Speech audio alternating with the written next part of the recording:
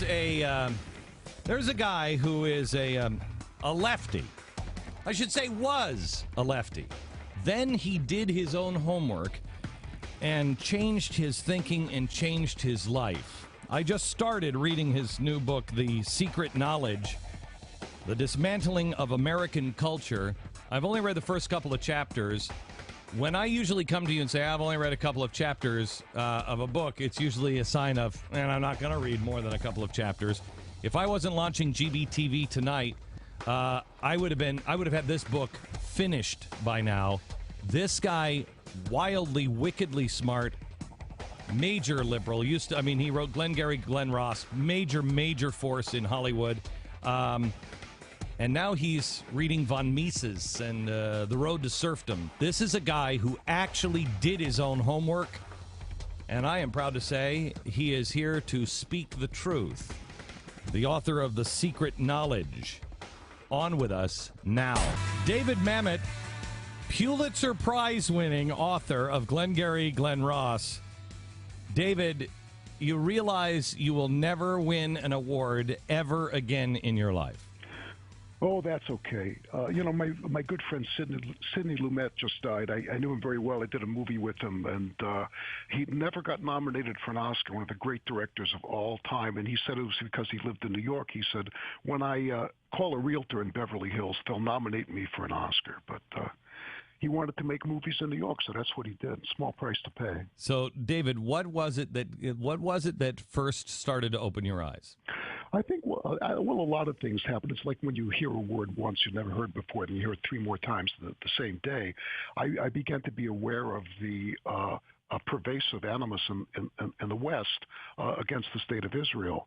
And as a serious Jew, I found that profoundly upsetting, and searched for the roots of it and found a lot of it had to do in the secular humanism and the rejection of religion, and that concomitant with the rejection of religion on the left is the rejection of the notion of the nation state. The two of them go right together, and that the nation state that we on the left are rejecting is unfortunately our nation state, the United States.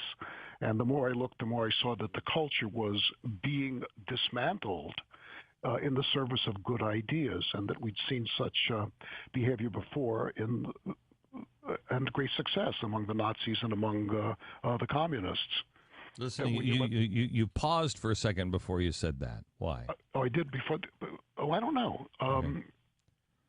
I didn't know if you were pausing for if you paused because you were thinking, geez, do I go this far and say this? Because I've had a lot of heat for saying the same thing now for the last couple of years, and I think Israel is the keystone to the West, and people don't understand that. I heard you say that I listen to you every morning. I heard you say that last week, and just made my heart swell. You say that as Israel grows, so grows the world, and I stand for Israel. Yeah, it's absolutely true, and people don't really understand that, and they also don't understand that. Did you hear today that? Did anybody on this staff here today that in Egypt they've just officially made the Muslim Brotherhood, I'm not kidding, the Peace and Justice Party? Yeah. I mean, what's happening here, we have seen happen over and over and over again. In Israel, they're starting their own Nazi party. This is hatred for the Jews, coupled with the hatred for the West from the enemies of America over in the Islamic world, coupled with the hatred on of the West from the left here in America and all around the world. I mean, it's an amazing combination that nobody wants to point out for some reason, David. Well, I know, but the people of my generation, I was born right after World War II, would look back at and say to our parents, our dads were all in the service, how was it allowed to happen? How was it allowed that the 30s were allowed to breed this filth that led to the devastation of World War II? And we see the answer around us here today. It was allowed to happen little by little. So, David, yeah, you started this journey. You started to see this, and then what did you do? Take us through your journey of going from a guy who was a liberal to where you are now. Well, I realized I'd never actually thought about politics, that the milieu in which I grew up was politicians are all corrupt, but the Republicans are more corrupt than the Democrats. At least the Democrats are out to do good. And as I got a little bit older and went through, raised a bunch of children and went through a bunch of businesses, I saw that nobody liked the liberal policies when it came time to pay the rent, to pay the taxes, to hire or fire employees, to invest for the future.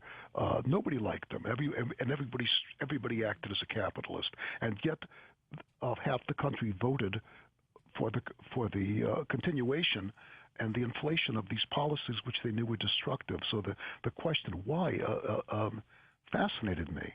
So, and then you pick up the road to serfdom? Well, I had the good fortune to meet a couple of conservatives, and I said to them, I just don't understand. I don't understand what you're talking about. And they said, okay, well, let me give you a couple books. And among them were, I think, Shelby Steele's book, White Guilt, and Hayek's The Road to Serfdom. And then John Voight gave me a copy of Witness by Whittaker Chambers. And then I was hooked. I said, I got to figure this out. How long has this been going on? When you decided you knew the truth and you took it, what was it? You wrote an editorial. What was it, for The Nation or? Oh, it was for the Village Voice. Village Voice, that's right. Yeah. And what did you write? It was called Political Civility. I had a play on Broadway, which was a comedy about politics, about Oval Office comedy. And the Village Voice asked me to write an essay. So I said, the essence to me of politics, as my rabbi teaches, is we have to be civil with each other. We first have to be able to state the other guy's position such that he will say, yes, that's what I mean, and he has to say it for us, and then we each adduce our facts, and we agree upon the facts. And when we've done those two things, then we can progress to an argument. But that was not how politics was carried out in the United States of America, but it should be. I said because we're all human beings, and to say, yes, Bush may or may not have outed Valerie Plame, you can also say Kennedy left 3,000 CIA members to die at the Bay of Pigs. Or that you could say that maybe Bush lied about his National Guard Air Service, yes, but you could also say Kennedy probably lied about his Pulitzer Prize for Profiles in Courage, and down the line, that we have to stop expecting our leaders to be perfect and expect them to be responsible. So what change has this made in your life? Well, Shelby Steele was interviewed about, and we're friends, and he said, I think Dave's a lot happier now. I think I'm a lot happier now. In fact, I am a lot happier now because, as Dennis Prager says, I prefer clarity to agreement. May I ask you this? Sure. I went to a fireside, a talk here in New York on Sunday, and there was a rabbi that was speaking, and somebody raised their hand and they said, why is it that there are so many Jews that won't stand up for Israel? And he answered that. And I haven't heard a real good answer on that. And then they said, the next question is how come so many Jews will not, they won't connect with interfaith projects? This guy had the greatest answer I think I've ever heard. I'd never thought of it this way before. As a Christian, yeah. I never thought of it this way. He said, we don't really trust a lot of people. We've been people have been trying to baptize us or kill us for about 2,000 years. Yeah.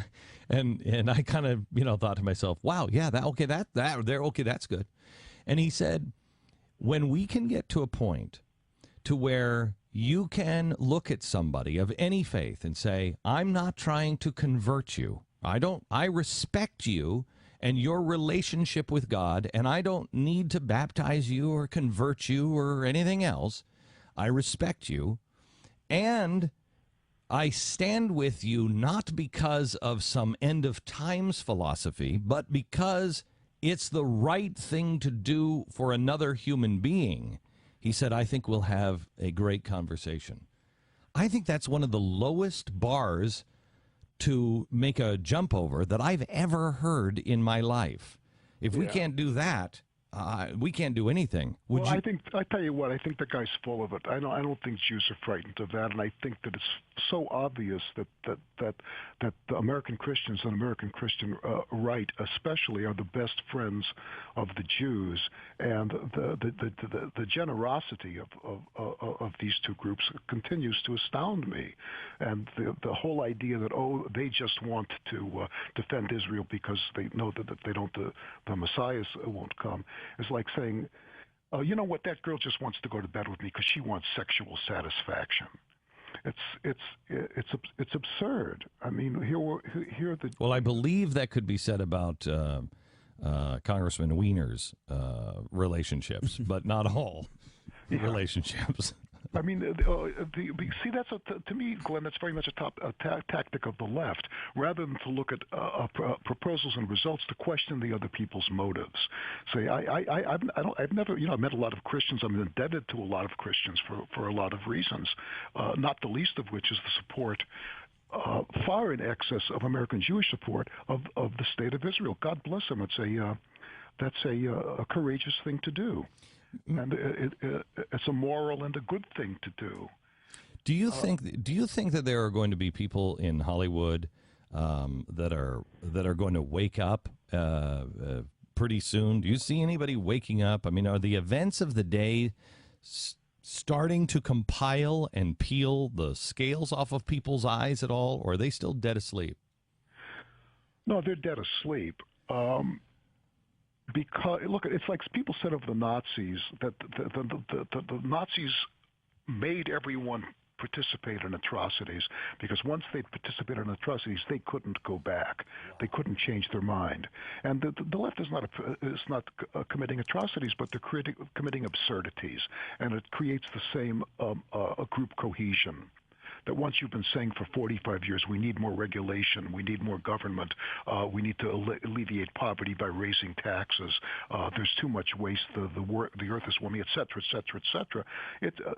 You've committed yourself in your life to be able to undo any addiction, whether it's addiction to idiocy, to sex, to pills, to drugs. You got to take it down to the bare paint and say, oh my God, what have I done? Can I have been that stupid and destructive? Because if you can't do that, you can't go on. How's your professional life changed since your political change? I don't know that it has.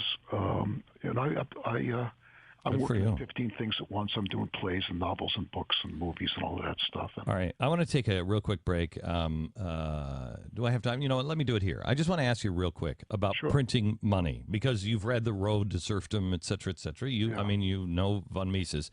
Tell me about printing money, because that's what we're doing now. How is this not helping us?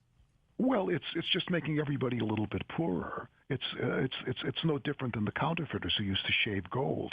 They take gold and they put 10 gold coins in a sack and shake it, and the abrasion would leave gold dust in, and then they give out the gold coins, and they kept some for themselves.